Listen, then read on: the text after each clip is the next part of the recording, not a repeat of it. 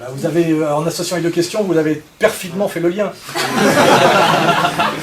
La laïcité n'est pas l'absence de religion qui pourrait nous renvoyer à une certaine Grèce socratique, c'est-à-dire le monde du logos. Si c'était ça, je suis un laïc. Parce que moi je pense que profondément, quand je cherche ce que je suis un grec. Hein. Aristote, Platon, qui après a donné chez nous Pascal, avec du christianisme dedans, voilà, je sais quelle est mon histoire. Ce qu'on appelle aujourd'hui la laïcité, c'est en fait la religion de la République. Je dis que c'est une religion au sens que c'est une foi hystérique et violente, et quand on voit Mélenchon parler, on se rend compte que c'est le plus agressif de tous. Hein, c'est-à-dire que la laïcité, c'est les laïcards, et les laïcards, effectivement, c'est les gens qui sont les francs-maçons, qui ont, pour prendre le pouvoir en France, via la Révolution française, détruit ce qui était l'ancienne France, c'est-à-dire la France du roi très catholique, hein, c'est-à-dire la noblesse catholique. Donc en général, un laïc, c'est effectivement un franc-maçon, en général, anti-catholique, hein, et qui tient son pouvoir d'un processus historique dont l'apogée a été la Troisième République. Hein, c'est-à-dire c'est quelqu'un qui est sur le modèle de Jules Ferry et de Jean Jaurès. Jules Ferry, qu'on peut citer, qui est le père de la colonisation, comme vous le savez, mais effectivement, un laïc en France, c'est en général un franc-maçon. Voilà. Et la franc-maçonnerie, c'est une forme de religion, et le symbole de la maçonnerie, c'est le temple de Salomon.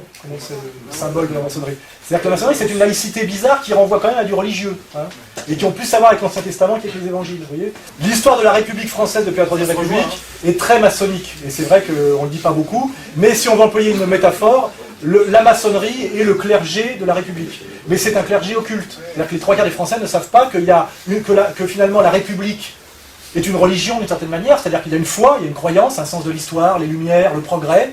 Il y a une violence, parce que c'est là qu'on voit que c'est une foi, c'est qu'il y a une violence. On voit Mélenchon quand il parle, il crache des flammes. Alors, vraiment, la laïcité, c'est l'absence de toute foi et de tout fanatisme. Or, c'est un fanatique laïcard. Hein.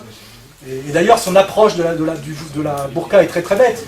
Il dit, d'après les critères de la loi française, ce qui est d'ailleurs la loi maçonnique, il n'y a pas de problème de la burqa. Ah, oui, oui. Ce qui veut dire d'ailleurs que c'est ces critères de jugement qui sont mauvais, parce qu'il y a quand même un problème. Il y a une tension, il y a des manipulations, etc. Il dit selon la République laïque, parce que lui, la laïcité, ça veut dire que la laïcité ne pratique aucune religion, et est soi-disant neutre par rapport à toutes les religions. C'est évidemment faux à tous les niveaux. C'est faux historiquement, parce que la France est un pays, comme vous le savez, chrétien et catholique.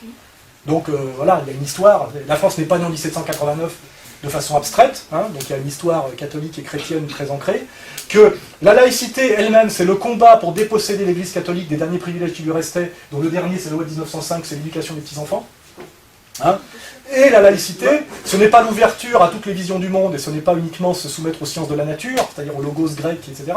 C'est un système de valeurs conquérant et absolutiste, qui est en guerre pour une victoire totale, qui s'appelle les Lumières, les droits de l'homme et l'idéologie du progrès. Et qui est quand même, je dois l'admettre, même si c'est ce dans quoi j'ai été élevé, et ce contre quoi je ne suis pas en lutte d'ailleurs, ce qui a produit le plus de meurtres de masse de toute l'histoire du monde. Hein.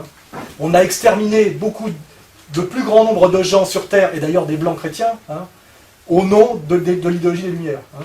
C'est ce qui a produit le plus de violence. Les musulmans n'ont pas tué le 10e de ce qu'ont tué les héritiers des Lumières, c'est-à-dire les francs-maçons français, allemands, anglais, etc. Hein, voilà, donc c'est clair. Donc il y a une incroyable arrogance des droits de l'homme aujourd'hui, car les droits de l'homme, effectivement, c'est cette religion, ça s'appelle comme ça, hein, cette religion maçonnique, etc., ça s'appelle les droits de l'homme.